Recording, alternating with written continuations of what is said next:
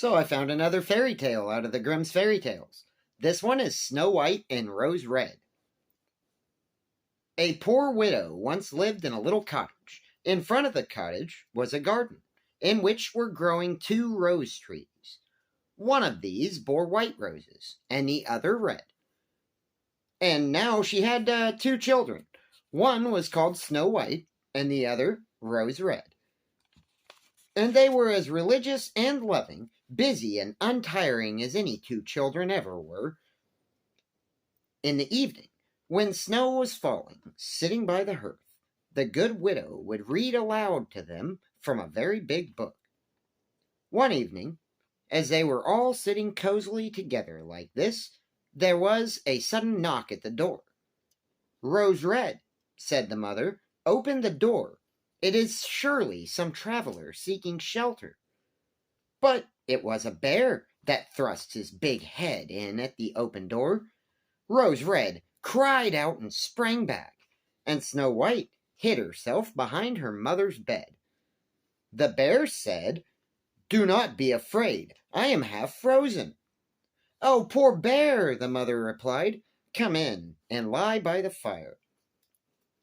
Then she called Snow White and Rose Red, telling them that the bear was kind and would not harm them. "Children," begged the bear, "knock some of the snow off my coat." So they brought the broom and brushed the bear's coat quite clean. After that, he stretched himself out in front of the fire, happy and comfortable. Before long, they were quite good friends, and the children began to play with their visitor, pulling his thick fur, or placing their feet on his back, or rolling him over again and again, like you would a dog. I felt like I should add that little bit. I don't think it was in there, but here you go. After this, every evening the bear came and laid by the fire. So they became quite fond of their curious playmate, and the door was not even bolted in the evening until he had appeared. When springtime came, one morning the bear said to Snow White, "Now I must leave you. All the summer long I shall not be able to come back." "Where then are you going, dear bear?" asked Snow White. "I have to go to the woods to protect my treasure from the bad dwarfs." Snow White was very sad when she said goodbye to the good-natured beast, and unfastened the door. But in going out he was caught by a hook in the lintel, and a scrap of his fur being torn, Snow White thought there was something shining like gold through the rent. Soon he was hidden among the trees. One day the mother sent her children into the woods to pick up sticks. They found a big tree lying on the ground, and they noticed a dwarf with his face all shriveled up and a snow-white beard stuck in the tree trunk. The tiny little fellow could not free himself. He stared at the children with his red fiery eyes and called out, "Well, why are you standing there? Come and help me." Despite the dwarf's bad temper, the girls took all possible pains to release him. Snow White took out her scissors and in a moment set the dwarf free by cutting off the end of his beard. "Clumsy creatures, to cut off a bit of my beautiful beard!" Then he swung a sack of gold across his shoulder and went off.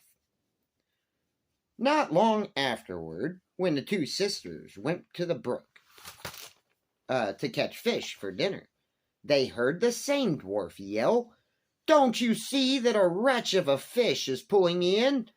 The dwarf had been sitting angling from the side of the stream when, by ill luck, a big fish, taking the bait, was dragging the dwarf after it. The girls caught hold of him firmly, but again the scissors were taken out, and the tangled portion of his beard was cut off. I assume his beard was caught in a fishing line. That's the only thing that makes sense. The dwarf exclaimed, in a great rage, "Is this how you damage my beard?" Then he fetched a sack of pearls and hobbled off. Soon after this, the poor widow sent her children to town. On the way to town, they heard a heart-rending cry, and they saw with horror that an eagle had seized the dwarf and was just about to carry him off. Now the kind children took a firm hold of the little man, and the eagle took flight. But the little man squealed, "See, my little coat, you have damaged it, you clumsy, officious things!" Then he picked up a sack of jewels and slipped out of sight. The maidens were quite used to his ungrateful ways, so they went on their way. But on the way home, once more they ran across that dwarf friend, admiring and counting all of the brilliant stones from his sack of jewels. "What are you gazing at, making ugly faces?" cried the dwarf with rage.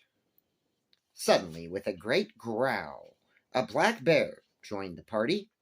The dwarf cried out in very evident anguish, "Dear Mr. Bear, please forgive me. I pray I will render to you all my treasure.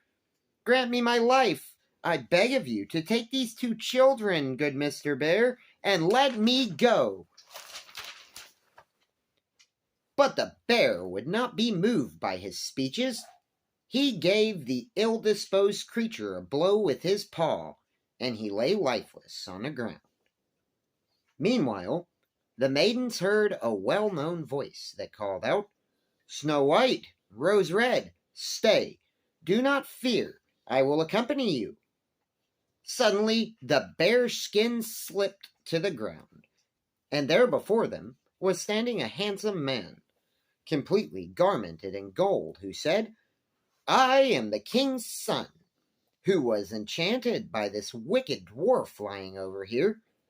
He stole my treasure and compelled me to roam the woods transformed into a big bear until his death should set me free." Therefore, he had only received a well-deserved punishment.